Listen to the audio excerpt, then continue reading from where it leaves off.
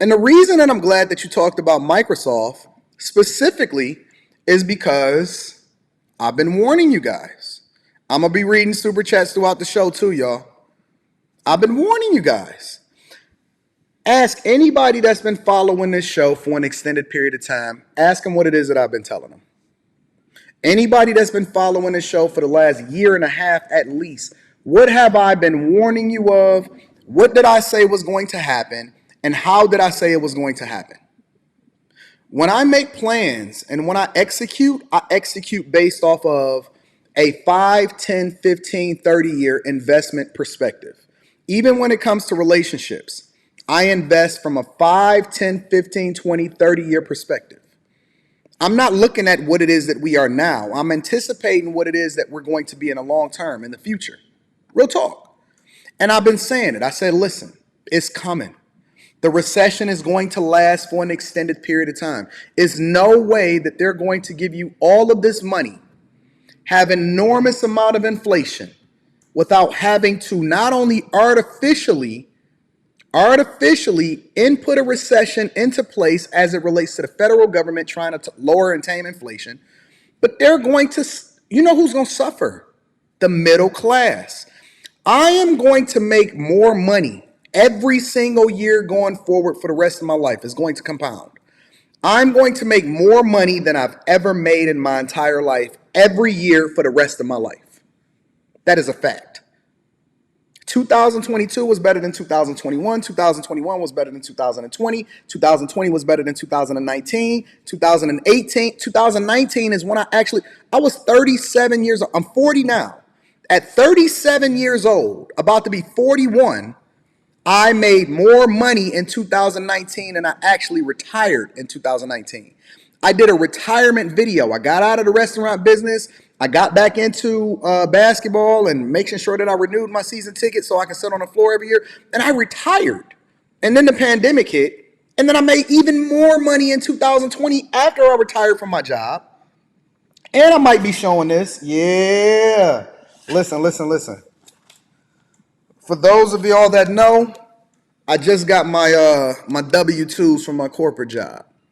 Last year, I showed the people in my Patreon my W-2 and exactly how much I made. Last year, I showed my W-2 in the Patreon because I like to give my people all of the game. I show my bank accounts. I show my brokerage account. I show my W-2s. Why it was important for me to go back into corporate America, considering that everybody was laughing at me and saying that I needed the job in order to be able to survive, even though I had retired in 2019. You don't retire. Listen, somebody is wise and as focused long term as me. You don't retire in 2019 and then go broke in 2020. You just don't. They made me an offer I couldn't refuse. So I can't wait to show this to you guys, the people that's on the Patreon, to show you exactly the type of bags and why they call us the bag chasers. Because it's not just about owning your own business. It's about creating wealth and assets. And you need resources in order to do so. And so as a result, when it's convenient for me, I'm going to make sure I get all of the bags. Now, one of the things that I have been talking with Rita about, and I actually bring it up. Actually, I'll call her if you want me to. One of the things I have been talking with Rita about, because I want to really dive into this show. We're going to break it down, right? One of the things I was talking to Rita about and that I was conflicted about was quitting my job again. She left her Apple Watch here? Jesus Christ. And my phone ain't cracked. This is a screensaver. Hey babe, I'm on a live. Oh Jesus. Why you always saying oh Jesus? What's going on? So just in general, yesterday, I was conflicted and I was talking about my job. What did I almost do yesterday?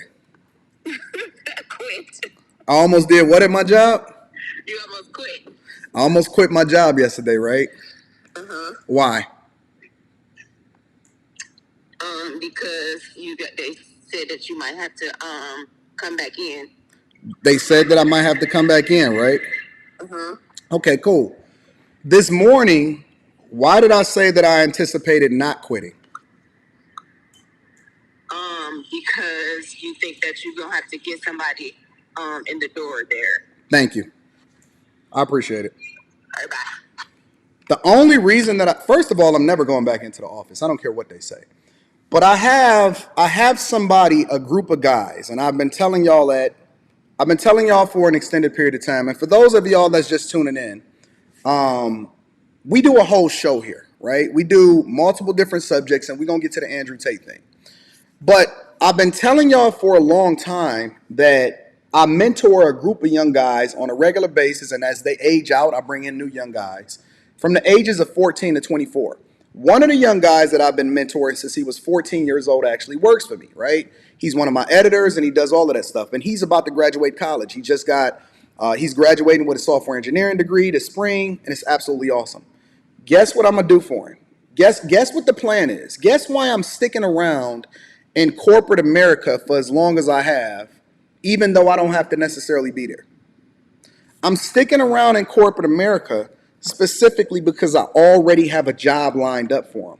He's going to come out. Shout out to D. Shaw for the $5. Says, can college students capitalize on a recession? Absolutely, you can. We're going to go over that. He's already set up to make over $100,000 a year when he graduates from college. I've been training, grooming young men every single year for the last 10 plus years. My goal is to build up the community one person at a time, one man at a time. The only reason I'm sticking around is because I want to make sure that this young man that is anticipating getting married with a prenup comes out of college making over $100,000 a year. See, when you get to a certain level in life, you start to do it for more than just yourself. You do it for more than just yourself. It gets to a point to where you impact people even though it's not necessarily highlighted on the internet. I don't have to always express every single person that I invest in and every man that I mentor and every person's business that I'm like, I don't have to do that, but I'm doing this as an example to illustrate to you guys that the thing that I was talking about on Martin Luther King Day is the thing that I want to see exhibited within the black community. I want to see people creating opportunities for others. And when you make the sacrifice, you're not just making it because it makes you feel good. You're doing it because you add value into the community by kicking in a door and then allowing for somebody else to come in and get that bag. Microsoft announced that they're laying off over 10,000 employees. I've been warning y'all. You know what they have the biggest growth in still? It's slowed, but it's growing. Not Amazon Web Services, in their cloud services, Azure. It's still growing, meaning that they're still profitable. And they're willing to take over a $1 billion write-down in order to make sure that people like me, their shareholders, are still benefiting even though the stock is down at the moment. Which means that it's going to explode a lot more because they're focused on me, they're not focused on you. So when I tell you that you need to change your mentality and how it is that you see money, how it is that you see success, how it is that you see relationships, how it is that you see networking, why you need to join the bag chasers, why you need to go about doing things a certain type of way, it's to divest ourselves from this mindset of not understanding that money is a tool for you to be able to leverage the power that you have to then improve the lives of the people that surround you, including those that you love and support. So if you really want to do me a favor, go get that bag and then teach somebody else after you go get that bag. Don't be one of the people that's getting laid off at Microsoft. Don't be one of the people that's suffering and was living hand to mouth, check to check, because now you live the life and now you can't actually emphasize or implement anything in anybody else's life because the only thing that you were worried about was that right then and there, but you weren't anticipating anything happening in the future. You should be planning to retire. Not necessarily so that you can retire, but so that you have the option to be able to do what you want to do when you want to do it and you're unaffected by what goes on in the industry. I don't care. It doesn't matter whether or not I have a job or not. It's points on the board.